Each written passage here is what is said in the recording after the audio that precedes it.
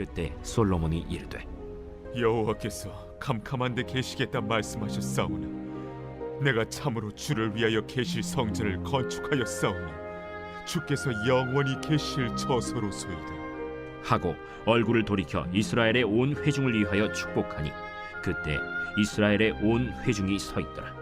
왕이 이르되 이스라엘의 하나님 여호와를 송축할지로다. 여호와께서 그의 입으로 내 아버지 다윗에게 말씀하신 것을 이제 그의 손으로 이루셨도다 이르시기를 내가 내 백성 이스라엘을 애굽에서 인도하여 낸 날부터 내 이름을 둘 만한 집을 건축하기 위하여 이스라엘 모든 지파 가운데에서 아무 성읍도 택하지 아니하고 다만 다윗을 택하여 내 백성 이스라엘을 다스리게 하였노라 하신지라. 내 아버지 다윗이 이스라엘의 하나님 여호와의 이름을 위하여 성전을 건축할 마음이 있었더니 여호와께서 내 아버지 다윗에게 이르시되 내가 내 이름을 위하여 성전을 건축할 마음이 있으니 이 마음이 내게 있는 것이 좋도다. 그러나 너는 그 성전을 건축하지 못할 것이요 내 몸에서 낳을 내 아들 그가 내 이름을 위하여 성전을 건축하리라 하시더니 이제 여호와께서 말씀하신 대로 이루시도다. 내가 여호와께서 말씀하신 대로 내 아버지 다윗을 이어서 일어나 이스라엘의 왕위에 앉고 이스라엘의 하나님 여호와의 이름을 위하여 성전을 건축하고 내가 또 그곳에 우리 조상들을 애굽 땅에서 인도하여 내실 때에 그들과 세우신 바 여호와의 언약을 넣은 궤를 위하여 한 처소를 설치하였노라. 샬롬. 오늘 하루 여러분들의 삶 속에도 주님의 은혜와 평강이 충만하게 가득하시기를 간절히 소망합니다. 오늘 본문은 솔로몬이 성전 건축을 하게 된 의미와 과정에 대해서 연설하며 가르쳐주는 내용입니다. 성전이 가지고 있는 신학적 의미부터 생각해 보아야 하겠는데요. 성전은 이스라엘의 종교뿐만 아니라 사회, 정치에서도 가장 중요한 곳이었습니다. 출애굽하던 이스라엘이 성막이 세워지고 장막 형태로 존재할 때부터 백성들은 그곳에서 끊임없이 하나님께 제물과 제사를 드리며 하나님을 바라보았습니다. 왕을 포함한 이스라엘의 지도자들은 제사장들과 법궤를 통해 하나님의 뜻을 구하곤 했죠. 하나님의 통치권이 이스라엘 위에 있음을 가장 단적으로 보여주는 모습이었습니다. 이처럼 이스라엘 사회와 각 개인의 삶 전체가 성전을 중심으로 살아가게 되어 있었죠.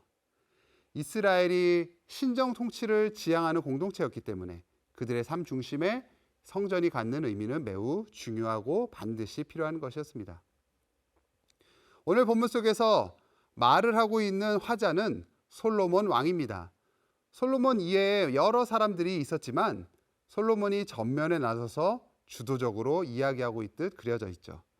이렇게 솔로몬이 모든 것을 장악하고 맡아서 진행하는 이 모습을 보여주는 이유는 솔로몬이 이스라엘 왕조의 정통성과 권위를 가지고 행하고 있음을 보여주려는 것입니다.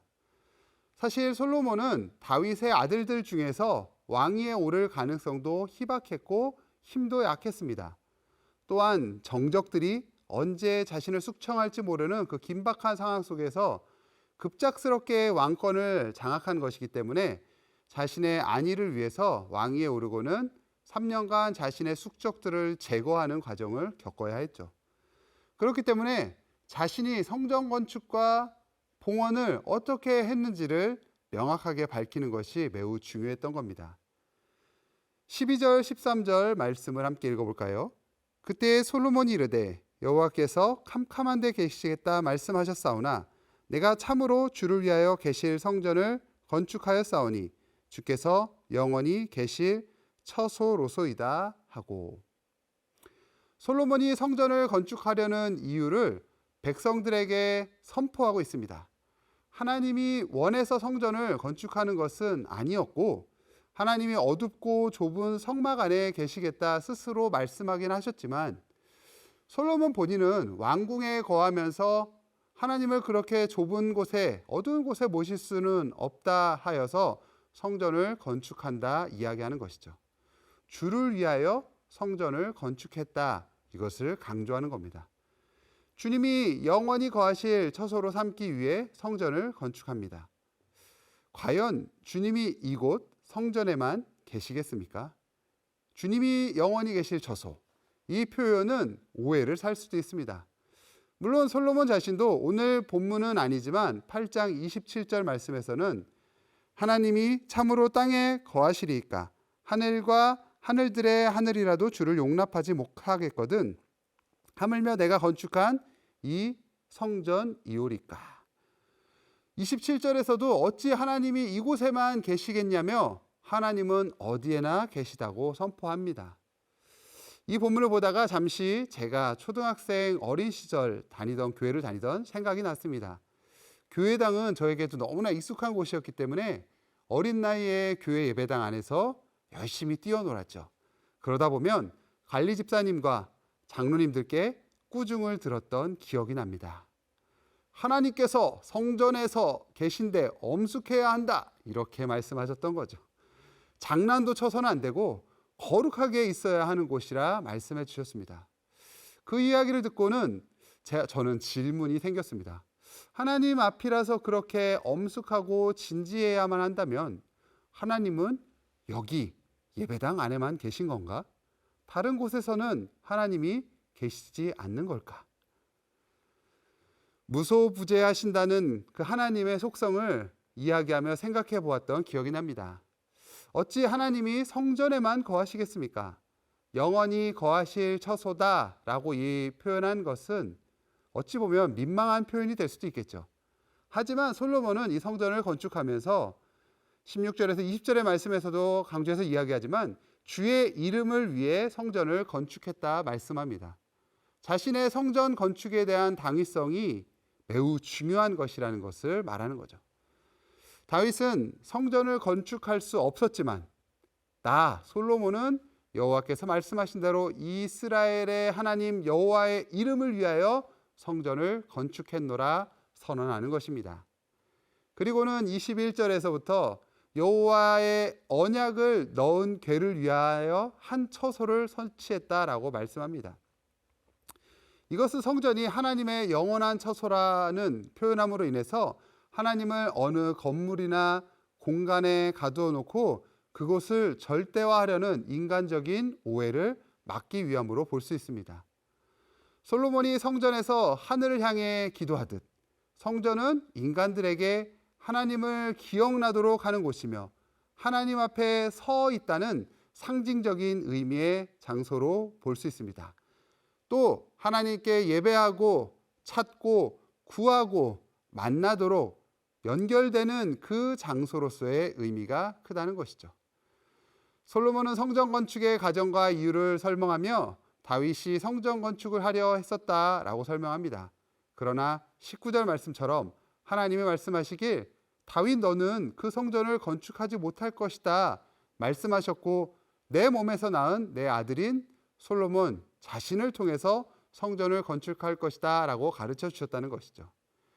이것은 하나님이 다윗을 거절하신 것이 아니라 다윗을 통해 성전 건축을 이루시겠다는 그 약속의 표징으로 보아야 합니다. 솔로몬 자신이 성전을 완공함으로써 20절 표현처럼 이제 여호와께서 말씀하신 대로 이루셨다, 그렇게 표현한 것처럼 성전 건축의 당위성을 계속해서 강조하는 것이죠. 약속하신 것을 이루시는 하나님을 고백하고 있습니다.